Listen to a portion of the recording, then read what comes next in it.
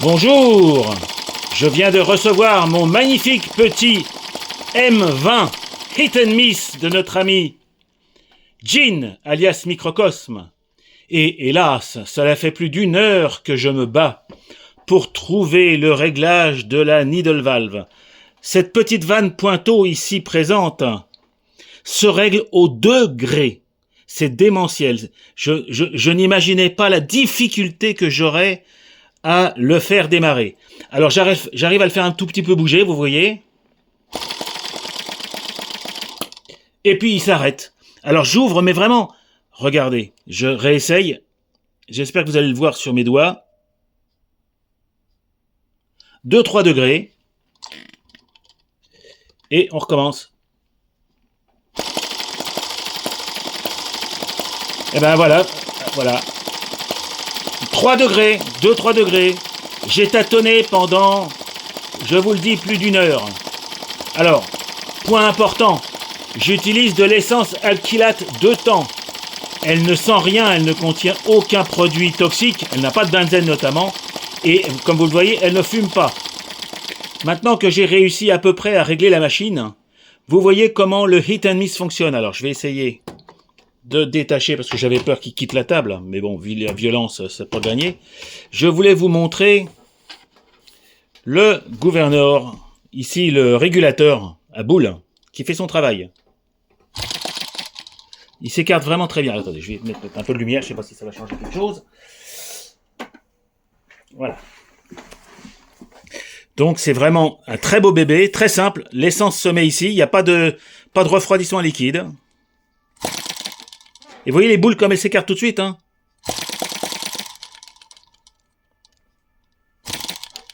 Alors j'ai trouvé un petit truc, je mets le doigt et j'aspire un tout petit peu, ça devrait aider parce que le carburateur c'est un pseudo carbu mais c'est vraiment microscopique, microcosmocopique. Mais bon. Pouch, voilà, un petit pouch. Alors vous voyez comment ça fonctionne. Bon, j'ai pas encore réussi, comme je vous l'avais vu, à le garder en vie, mais voilà. Alors, puisque j'ai l'impression, j'ai fait une petite marque que vous voyez, je l'espère un petit peu. Je suis à 3/4 de tour. Normalement, on dit à peu près un demi. Je vais rajouter 1 degré. Allez. J'ose vraiment pas en mettre beaucoup. Évidemment, ça veut plus maintenant.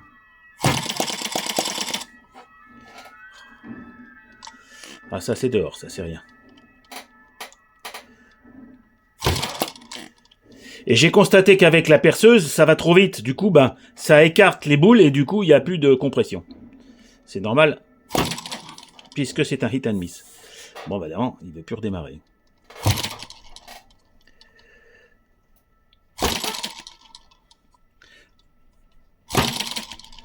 Alors, je vais refermer une miette.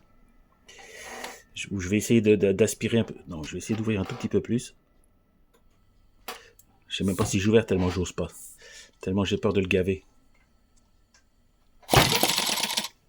Ah, pourtant ça a la tête meilleure. Alors, je vais vous le faire à la pince, comme ça vous allez voir les degrés que je joue.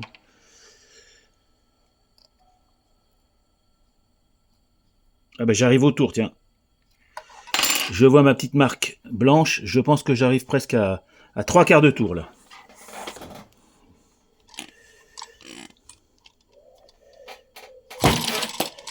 Je pote.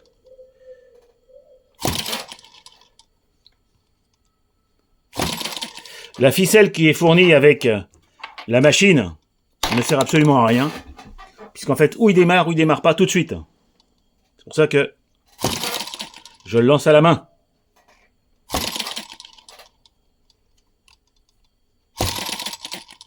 Alors je vais refermer une petite miette. Je vais encore ouvrir, allez. Je vais encore ouvrir une petite miette, on sait pas. Je sais plus quoi faire, je vous avoue.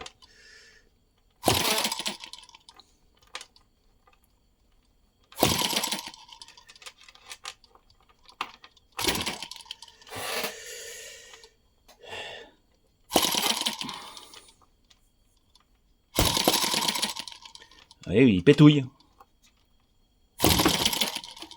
Et j'ai jeté. C'est rien.